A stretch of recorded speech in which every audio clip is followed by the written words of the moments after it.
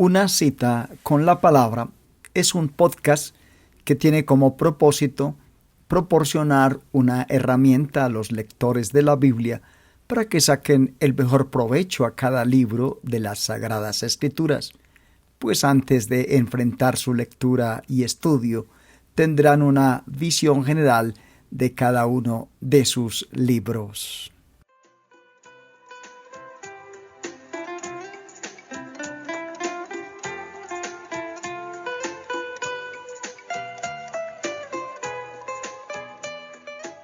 Bienvenidos a nuestro podcast, una visión general de la epístola escrita desde la cárcel a los Colosenses. Esta fue escrita por el apóstol Pablo.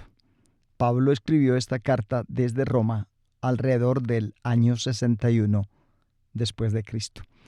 Esta carta fue escrita primordialmente para estabilizar doctrinalmente a esta iglesia. La iglesia estaba siendo afectada por enseñanzas heréticas y Pablo escribió para combatir aquellas sutiles pero peligrosas enseñanzas. El tema de Colosenses es la deidad y la completa suficiencia de Jesucristo. En esta carta, el apóstol expone a los cristianos de Colosas que están completos en Jesucristo. No necesitan nada más, a pesar de las pretensiones del falso maestro que les estaba diciendo que la fe en Cristo no era suficiente. La ciudad de Colosas estaba situada en el valle de Lico, a unas 100 millas, unos 160 kilómetros al este de Éfeso. La Odisea y la ciudad de Hierápolis estaban cerca la una de la otra. Colosas no tenía ningún peso político bajo el gobierno romano. La iglesia no fue fundada por Pablo, sino por Epafras. Epafras era probablemente un convertido de Pablo procedente de la ciudad de Éfeso, que quizá fue enviado para evangelizar Colosas. La iglesia era primordialmente de membresía gentil, pero también había en ella un elemento judío. La enseñanza herética en Colosas parece haber sido una mezcla de ascetismo, legalismo judío y cierta clase de misticismo filosófico. El principal pasaje pertinente al problema es el capítulo 2, verso 8 al 23. En este pasaje se menciona o implican varios elementos. Parecen existir el culto a los ángeles, al ritualismo y alguna forma de gnosticismo. La base del gnosticismo es la idea de que el espíritu es bueno, pero la materia es mala. De esta manera, si Cristo asumió un cuerpo material, asumió algo del mal.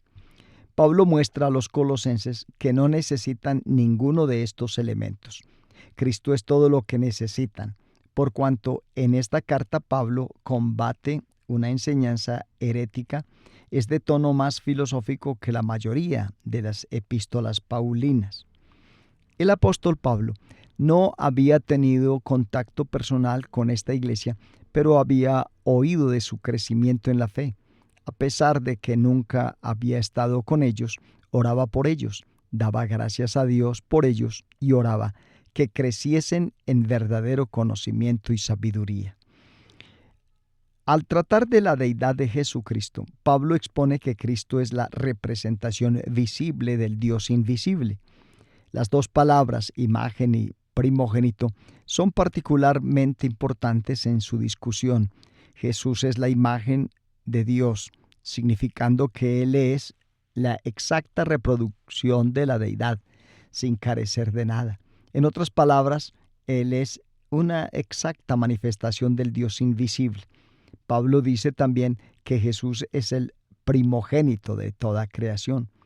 La palabra griega implicaba dos cosas: prioridad por encima de toda la creación y soberanía sobre toda la creación. En su primer significado vemos la absoluta el reconocimiento del propósito de Dios, por cuanto nuestro Señor estaba determinado, definido, desde incluso antes de la fundación del mundo. Él ha de ser increado. En el segundo significado vemos que Él es el gobernante de derecho, la cabeza reconocida de la casa de Dios. Él es el Señor de la creación. Todos los poderes y atributos de la deidad residen en Cristo. No carece de ninguno de ellos. Sin embargo, tuvo un cuerpo de carne que murió a fin de reconciliar al hombre. Hizo la paz mediante la sangre de su cruz. Pablo deja claro que su fe está basada sobre el firme fundamento de la deidad de Cristo y de su muerte totalmente suficiente en la cruz. Sus declaraciones son una directa refutación de la falsa enseñanza que se estaba propagando en Colosas. El mensaje de Pablo en todo lugar era que los creyentes eran hechos completos en Cristo. Es en la persona de Jesucristo que se encuentra la verdadera sabiduría y no en las filosofías de los hombres. Pablo estaba preocupado por los cristianos de Colosas que no fuesen a caer en falsas enseñanzas, sino que prosiguiesen como habían comenzado en la verdadera fe. Después de advertirles sobre las filosofías de los hombres, Pablo declara otra vez que la naturaleza esencial de Dios se encuentra en Cristo. Observa que todo el poder y la gracia necesarios se encuentran en Cristo. Hemos recibido vida, perdón, liberación y victoria en Jesucristo. Por cuanto lo tenemos todo en Cristo, ¿para qué vamos a involucrarnos en el legalismo y ritualismo de los hombres? Por cuanto Cristo nos ha liberado de todas estas cosas, ¿por qué queréis volver a poneros de nuevo bajo ellas? Pablo se ha referido a la exaltada posición del creyente en Cristo y ahora los reta a vivir una vida coherente con esta posición. En esta sección del capítulo 3 y capítulo 4, les hace observar que hay ciertas acciones y actitudes pecaminosas que debían eliminar de sus vidas, pero que había también ciertas virtudes que debían venir a formar parte de su manera de vivir. Tal como lo hace en la epístola a los Efesios, el apóstol también les exhorta a una vida piadosa en sus familias. Sus relaciones en el hogar han de reflejar su posición en Cristo. Concluye esta sección alentándolos a ser disciplinados en su vida de oración. Pablo dedica gran parte de su vida y ministerio a personas individuales.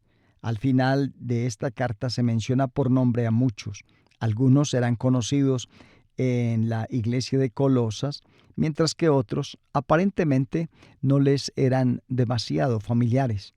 Esta lista revela algo acerca del contacto que existía entre las iglesias en el siglo I. Esta es una visión general de la epístola del apóstol Pablo escrita desde la cárcel a los colosenses.